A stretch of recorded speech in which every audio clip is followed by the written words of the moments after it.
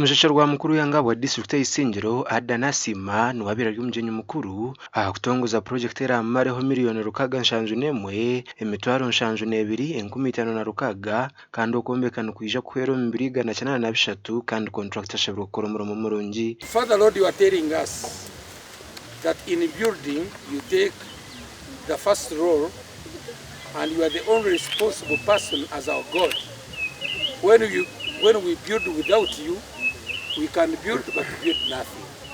Then for the workers, I want to direct that 60% of your casual laborers should be from this side.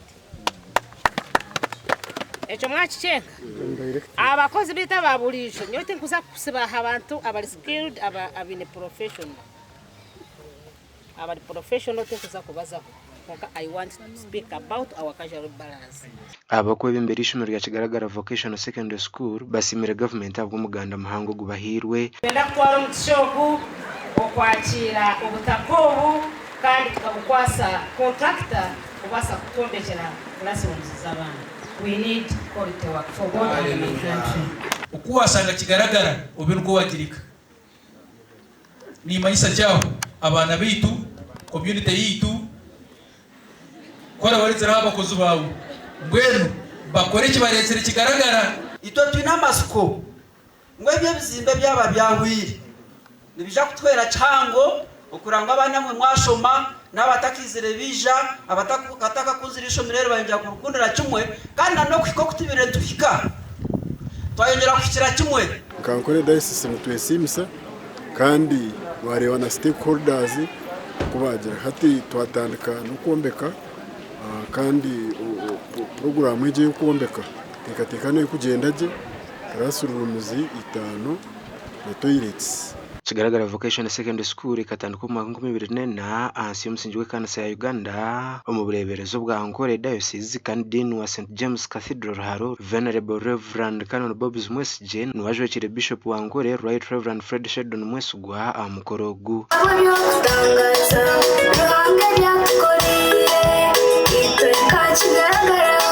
So umurumo gunareba Kigaragara mu secondary school nareba nishobe ryarigire ahansi nerukura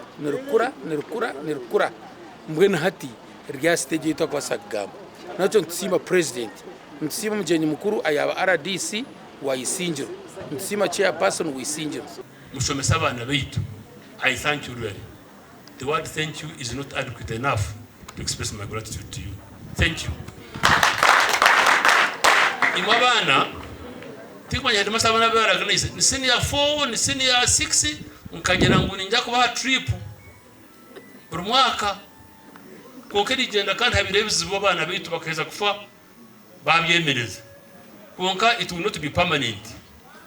Nyenda je twariho group eyi da master rampa mukore iki ni mu rugo Kigaragara muzekaye muzahandi Omugandi ayembezo kurugwa mu district ya Chenjojo barjiriyo bayereko kwatwaho ahabwe imbera y'ebyoma byabo by'enguto ebitachikora bwibagumize ngo bukafakare kandi obwatu abantu benda kore nguto nibapangisa ninga batizo mu district sezo baherire hati ebyoma byeyitu na sahazi no tubayire ntwica bahona reboba no boyizere tubanize kubatwara kurambura ebyoma ekimu kafwera kipepa mugombora yo witu nyantungo ntiyataga miliyoni insanju ubtwahandikira ministry ntugamba hakire ngudo katukeshiyeho bagamba budget yakahwa ntubakwata busa kuhinduramo hati ecyoma cya kamara ya miezi musanju ecyoma cyeitu abayizera haru kuratorwa kusera akaruru ko tinisa president mukura president tumutereza amajum manifesto yeitu twamusaba ebyoma athereze road unit yende habwo kuba kintu kikozire muntu ebyome byaitu mu Uganda yona nibyo bikozire kilometer ezukira yobukoto nubagira mu Chenjojo einenguto nyingi ezirukwenda korwa kandi una billion mweru kubahebwa bar district rukumara. We have a road network of 2,550 kilometers, that is excluding the national roads. If you compare us with the neighboring districts, we have districts that have less than 1,000. Some have actually less than 700 kilometer road network. Nabwe kitwakora enyikiraneza ngutwiza kukora delegation enyakurumu the national leaders, members of parliament na ministers baitu hamwe na district team na both political and technical sobole genda Ministry of Works na Ministry of Local Government kusaba ngwito kyo kubanza batwereze road unit endi. We have been also borrowing from other districts. A point in case we got a wheel loader from Kamwenge. We got a wheel loader from Kamwenge. The donor came and helped us here in Kinjojo. And we used it for some time, they again took it back. Ichiro kuchera kushasha bemezi ba Kyenjojo no kushanga ngu district ya Kyenjojo ine kilometer 25 bitu nehebwa billion 1 gasha kwa Sengenda Abdul Karim hamwe na Daniel Bingana